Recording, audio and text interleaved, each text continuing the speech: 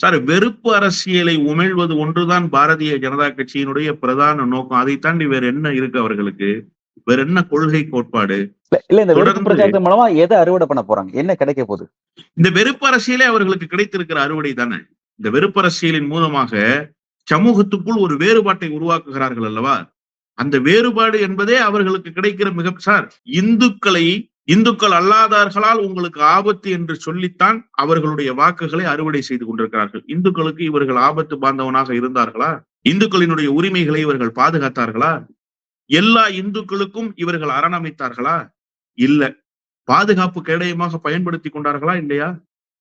அந்த பிளவுவாத போக்கு என்பது எதற்கு பயன்பட்டது என்று சொன்னால், இவர்களுடைய வாக்கு அரசியலுக்கு பயன்பட்டது, இவர்களுடைய வெற்றிக்கு பயன்பட்டது, இவர்கள் அரசியல் அதிகாரத்தை கைப்பற்றுவதற்கு பயன்பட்டது.